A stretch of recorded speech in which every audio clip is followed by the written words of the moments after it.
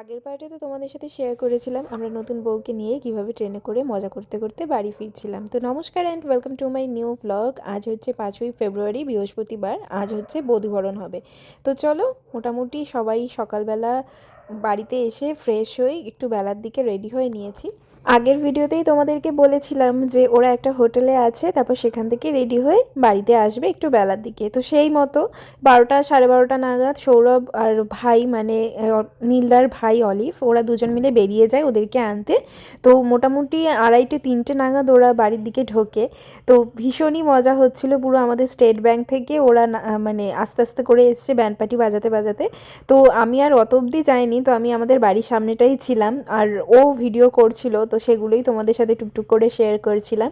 তো বেশ মজা লাগছিল। আমার নিজের বিয়ের কথা মনে পড়ছিল। আমার বিয়েতে তাও এতটা মজা হয়নি। তো বাড়ির সামনে সবাই আমাকে একটা ওয়েলকাম করেছিল, কিন্তু সেই দিনগুলো যেন মনে পড়ে যাচ্ছে। তো এবার হবে হচ্ছে বধূবরণ। তো চলো সেটা তোমাদের সাথে একটু শেয়ার করি।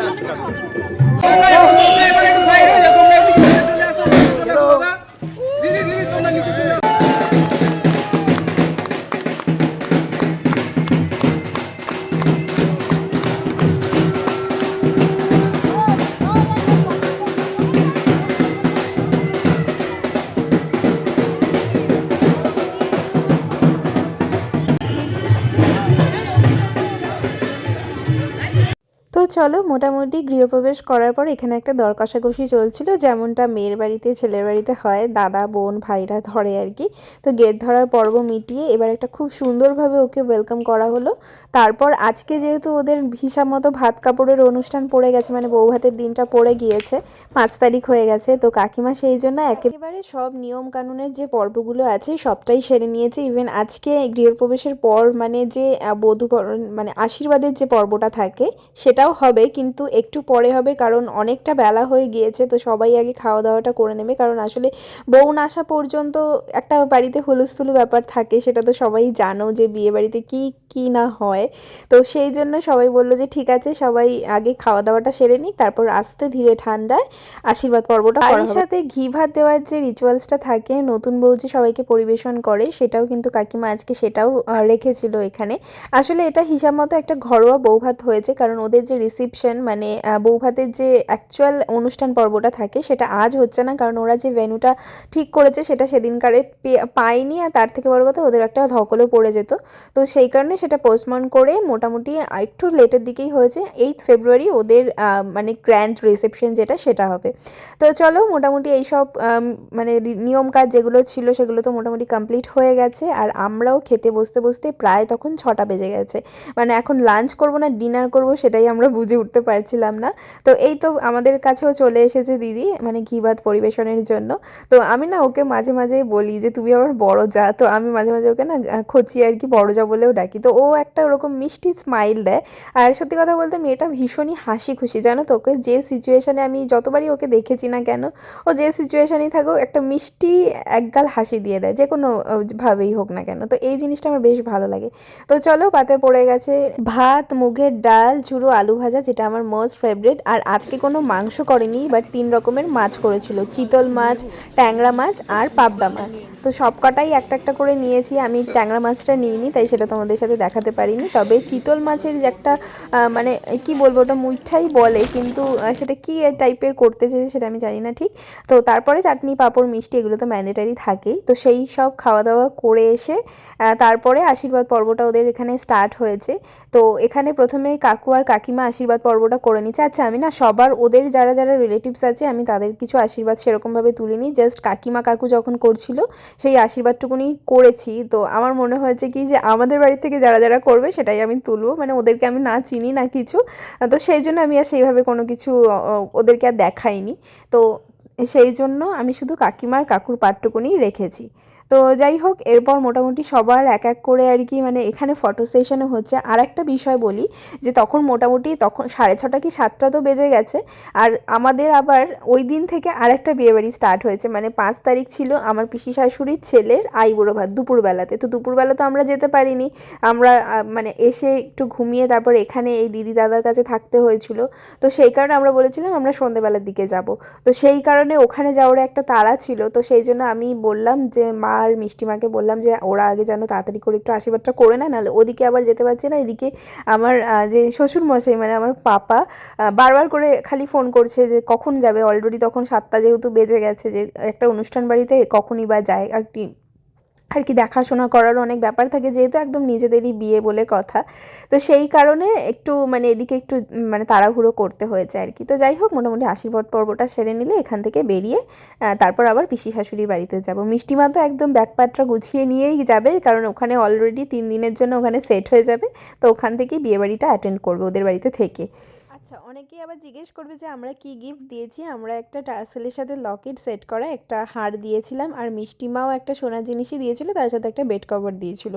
তো সেইটা তখন তোমাদেরকে দেখানো হয়নি, আমি এর আগে একটা ভিডিওতে তোমাদের দেখিয়েছিলাম যে কি গিফট করছি। আর তার সাথে এখানে ওদের ফুল ফ্যামিলির একটা ফটো সেশন হচ্ছে। আর এইটা হচ্ছে ওদের নতুন ঘর, মানে এই 3 তলার ঘরটা নতুন ওরা করেছে বিয়ে উপলক্ষে। তো আমরা একটুখানি দেখতে গিয়েছিলাম, তো ভাবলাম তোমাদেরকে একটু দেখিয়ে দিই। তারপর ওখানে সব কাজবাজ মিটিয়ে মোটামুটি মোটামুটি ঘরে এসে একটু ফ্রেশ হয়ে তারপর আবার আমরা বেরিয়ে পড়েছি। এখন যাচ্ছি কালীঘাট, মানে কালীঘাটে হচ্ছে আমার ছোটো পিসি শাশুড়ির বাড়ি। তো সেখানেই আমরা যাচ্ছিলাম আর কি। তো আজকে যাচ্ছি বলতে আমি, পুচু দিদি, মানে হচ্ছে এই মিষ্টিমার বড় মেয়ে। তোমরা ওকে অনেক সময় দেখতে পাবে না, কারণ ও এখানে থাকে না, ও ব্যাঙ্গালোরে থাকে। ও মাঝে মধ্যে আসে, আর এই বিয়ে উপলক্ষেই ও এবার এসেছে। তো আমরা তিনজন পিছনে বসেছি আর সামনে পাপা বসেছে, আর অ্যাজ ইউজুয়াল ড্রাইভিং সিটে তো সৌরভই থাকে। তো এই তো মোটামুটি সবাই মিলে গল্প করতে করতে পৌঁছে গিয়েছি। এটা হচ্ছে আমার ছোটো পিসি শাশুড়ির বাড়ি, আর একদমই কালীঘাটের কাছাকাছি। মানে ওদের বাড়ির ছাদ থেকে স্কাই ওয়াকটাও দেখা যায়। সেটা আমি এবার প্রথম গিয়ে মানে দেখেছি আর কি। এর প্রথমবারই আমি ওদের বাড়িতে আসলাম বিয়ের পরে। এর আগে কখনো আসা হয়ে ওঠেনি। আসলে দেখবে যেই বাড়িটা কাছে থাকে না, সেই বাড়িতেই মনে হয় যেন আসা হয় না। আর দূরে দূরে কখনো, মানে যাদের বাড়ি তাদের বাড়ি হয়তো ঘোরা হয়, মানে এই আজ যাচ্ছি কাল যাচ্ছি করে আর করাই হয় না, মানে সময় হয়ে ওঠে না। তো যাই হোক, এটা হচ্ছে দাদাদের ঘর, মানে নতুন বিয়ে হয়ে বউকে নিয়ে এই ঘরেই থাকবে। তো আমি একটু ঘুরে ঘুরে দেখছিলাম, আর এই বাড়িগুলো না পুরোপুরি মানে একদম আগেকার দিনের আদলে গড়া আর কি। তো সেই জন্য মানে এক একটা ফ্লোরে এক এক রকম, আর সব জিনিসপত্র মানে আসবাবপত্র যেগুলো আছে সেগুলোও কিন্তু একদম সেই পুরোনো দিনের। আমি তোমাদের আস্তে আস্তে করে দেখাচ্ছি। ওই যে বলছিলাম না যে এখান থেকে স্কাই ওয়াকটা দেখা দেখা যায়, তো আমি সেটাই তোমাদেরকে দেখানোর চেষ্টা করছি। এখান থেকে কালীঘাট মন্দিরটাও দেখা যেত, কিন্তু সেটা আর এখন দেখা যায় না। তো চলো এবার পিসির ঘরটাকেও দেখাই, সব পুরোনো দিনের আসবাবপত্রে ভরা। তো আজকের মতো এই ভ্লগটা এখানেই এন্ড করলাম, বাই।